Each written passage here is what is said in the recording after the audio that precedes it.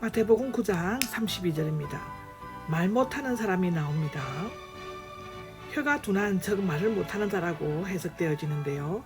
마태복음 11장 5절에는 기가 둔한 즉 기머거리라는 뜻이라고 합니다. 호문은 무딘 창에서 사용되어 있으며 마음의 우둔함에 비유할 때도 있습니다. 각 의미는 문맥에 따라 결정되는데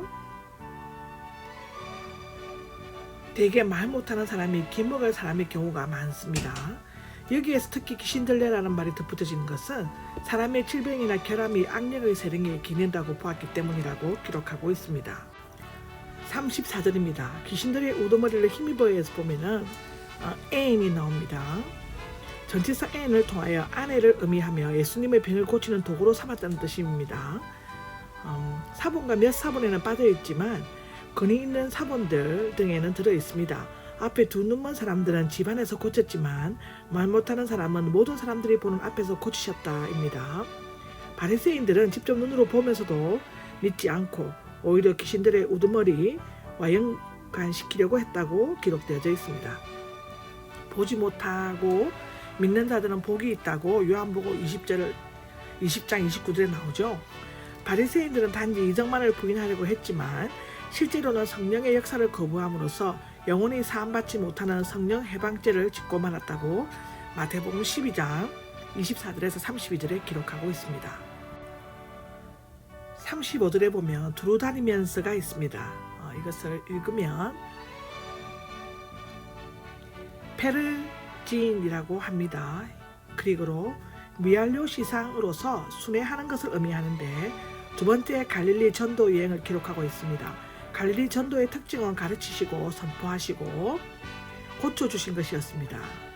이것은 가장 효과적인 전도 방법이며 우리나라 초창기 선교사들이 맨 처음 학교와 교회와 병원을 세우고 운영하였습니다. 해당들이 나오는데 함께 모이는 것을 뜻하며 유대인들이 예배드리고 율법을 가르치는 장소입니다.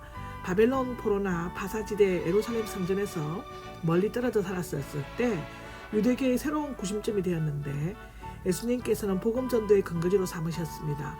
아마도 예수님께서는 해당에서 기도와 율법을 낭독하신 후 그 뜻을 해설하시고 동서간 유대인들과 대화를 나누셨을 것입니다.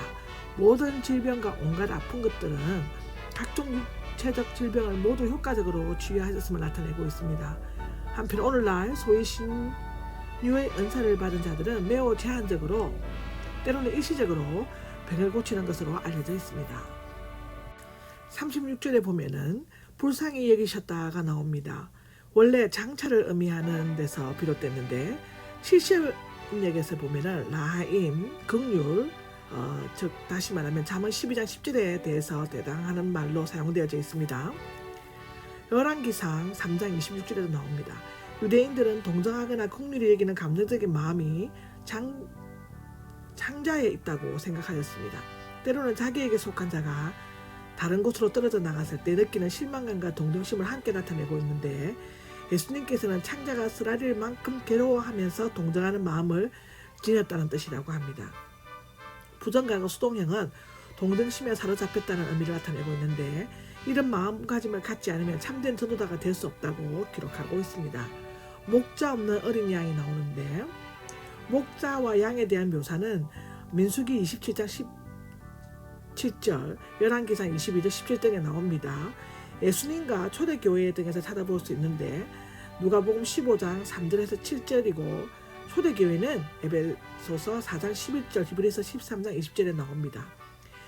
양은 사자나 이와 같은 맹수와 달리 혼자서는 도저히 살아갈 수 없는 연약한 동물입니다. 당시 이스라엘에서는 지도자로 처하는 헤롯 왕과 바리새인 제사장 학자들이 있었지만 오히려 그들은 백성들을 괴롭히고 약탈하는 이리오 강도들이었습니다. 고통에 시달리고가 나오는데 끊임없이 계속되는 상태를 나타내는 분사와 함께 사용되어 있습니다. 원래는 껍질을 벗기거나 찢다, 난도질하다, 날가 빠지다 등을 의미하는데 괴롭히다, 귀찮다, 착취하다나 강탈을 당하다, 뒤쫓겨 지치다 의 뜻을 나타낸다고 합니다. 마가복음 5장 35절, 누가복음 7장 6절 또는 8장 49절에 나옵니다. 이 말은 고기가 죽은 시체를 뜯어 먹는 것에 사용되었는데 여기에서는 양과 연관되어 양털을 깎다, 가죽을 벗기다로 해석할 수 있다고 합니다. 의지할 곳 없어 풀이 죽어 있었기 때문이다 라고 나오죠. 던지다의 완료 수동 분사이며 땅으로 내던져진, 지쳐서 길에 엎드린, 기진맥진한 뜻을 가지고 있고 술에 취하거나 치명상 때문에 길에 내버려진 것을 의미한다고 합니다. 때로는 널리 흩어진 정신적으로 낙담하는 의미를 가지는 것으로 해석되기도 하여진다고 기록되어져 있습니다. 38절입니다. 보내주시라고 요청하라 라고 되어 있는데, 목자 없이 고통에 시달리고 풀이 죽어있는 양과 같은 극한 상황은 복음을 받아들일 수 있는 철호의 기회가 될 수 있습니다. 그런데 문제는 그 일을 감당할 일꾼이 적다는 것입니다. 보내주시라는 밖으로와 내던지다의 합성으로서 강제로 밀쳐내다, 급박한 필요성 때문에 억지로 밀어내어 나가게 하다의 의미라고 합니다. 추수는 시기를 놓치면 나날이 떨어져 버려 농사를 망치게 된다. 그러므로 일꾼들은 억지로 밀쳐서라도 보내달라는 애타는 농부의 호소를 담겨져 있다고 합니다. 요청하라에는 개인적인 풀려라는 뜻이 있습니다.